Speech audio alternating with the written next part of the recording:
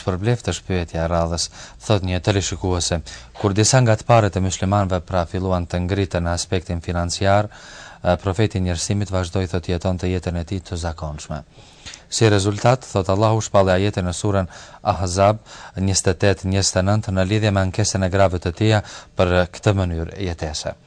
Thot pejgamberi në fakt kishte mundësi të jetonte më mirë me familjen e tij dhe çka konkretisht thot mund të nxjerrim, cili ishte qëllimi i kësaj porosie? Po. Do thot siç dhe e dim kohën cilin ka jetu pejgamberi alayhis salam apo mënyrën e jetesës që ka bërë pejgamberi sa ka qenë një jetesë modeste. Dhe si e tillë ka pas të tjerë të cilët kanë jetuar një jetë më luksoze, më të mirë se sa që e ka bërë vetë pejgamberi sa me familja e tij. Ky fillimisht ka qenë një preferencë hynore që kështu do thotë të jetoj pejgamberi sa për arsye të ndryshme që disa prej tyre janë publikuar për ne, disa nuk janë publikuar.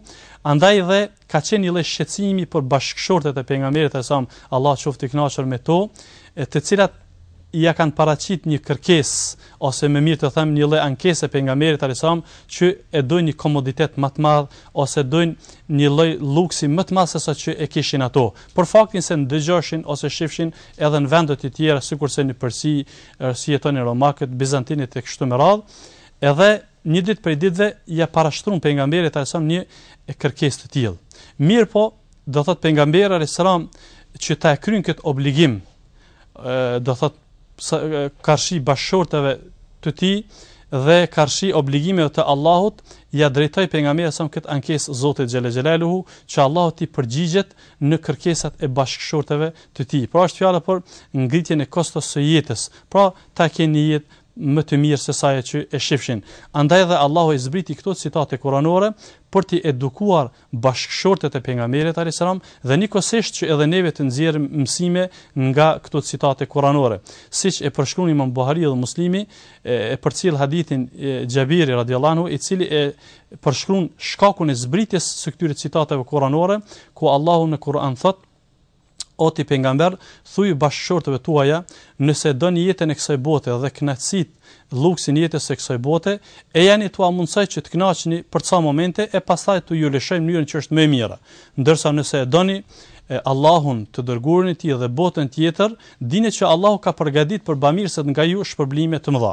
Këto janë dy citata që kanë zbrit, e që thot Xhabiri se një ditë shkoi Ebu Bekri dhe Omeri për ta vizituar pejgamberin alayhis salam. Mirë po nuk ju mundsua atyre që të hynë. Pas pak kohe, erdhi urdhë që të hynë.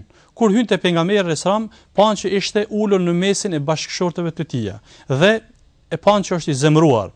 Kështu që Omeri, Allah qoftë i kënaqur me te, thot deshi ta e buzëqesh pejgamberin alayhis salam. Faktikisht deshi ta e relaksoj atë dhe po thot tani do t'ja mundsoj pejgamberit alayhis salam që ta e relaksoj dhe po i thot oj dërguni Allahut, po i thot Omeri, Allah qoftë i kënaqur me te, oj dërguni Allahut, a ke ndëgjuar që bashkëshortja ime po kërkon luks në jetë?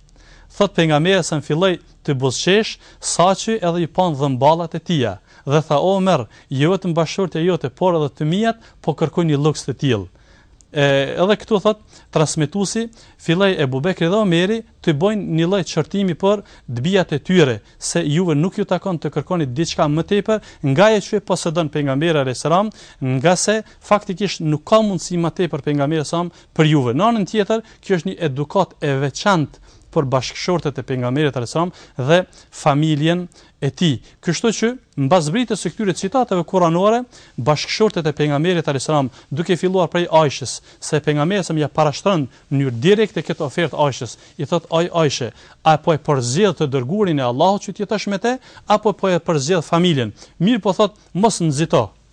Fillimisht konsulto me babën tën e pastaj merr vendim. I thot Aisha, oj dërguani i Allahut, për këtë çështje nuk kam nevojë të konsultoj me babën tim, nga se unë të kam përzgjedh ty, fillimisht e kam përzgjedh Allahun që të jetë i kënaqur, të kam përzgjedh ty dhe botën tjetër. Prandaj edhe zbresin këto citate kuranore që faktikisht në to ka mësime të shumta. Ndër mësimet që mund t'i nxjerrim edhe për kohën e pejgamberit alayhis salam, por në jetën tonë të përditshme janë si vijojnë fillimisht me këto citate kuranore Allahu e pastron pejgamberin alayhis salam nga obligimet, nga se gjithsesi citatet japin me kuptues se faktikisht Islami si tërësi është për kujdes për gjendjen e femrës.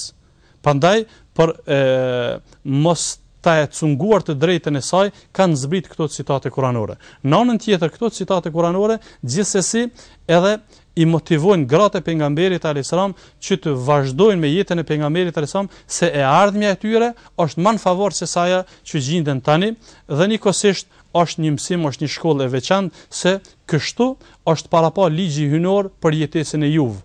Andaj edhe siç e dim, përshkruhet në mënyrë modeste jeta e pejgamberit alayhis salam me gratë e tij, siç thot Aisha radhiyallahu anha, shpesh herë ndodhte që me mujt të tërë nuk ndizej zjarr në shtëpinë tonë. Pra ka qenë një jetë modeste.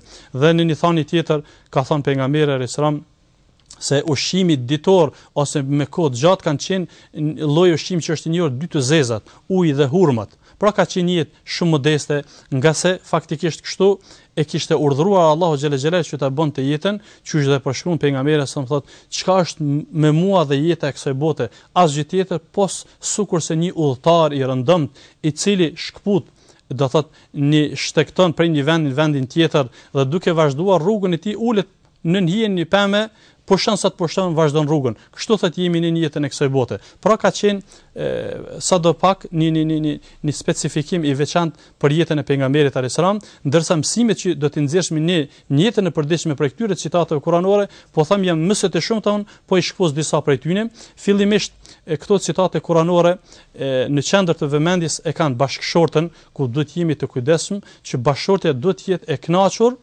me çiftin e saj kudo që të jeton dhe mënyrën që të jeton. Dhe në anën tjetër duhet të bën ballë sfidave dhe problemeve të jetës, se jeta e kësaj bote është me sfida. Prandaj edhe nëse ajo ka pas ajo një luks te babai i saj, gjithsesi transferimi i saj, martesa e saj mund ti zvoglohet kostoja, mirë po zemrën duhet ta ketë të lidhur me Allahun xhelle xhelaluhu dhe njëkohësisht duhet të jetë e kënaqur me atë që e posedon burri i saj, nga se kështu e ka përshkruar pejgamberi alayhis salam në një thënie thotë: "Warda bima qasama Allahu lak takun aghna an-nas." Bëu ti i kënaqur me atë që ty të ka përcaktuar Allahu, je prej njerëzve me të lumtur, me të kënaqur. Prandaj kërkimi i mirësive të botës së ardhme është gjithsesi më në favor se sa dhënia vetëm mas interesave të jetës së kësaj bote.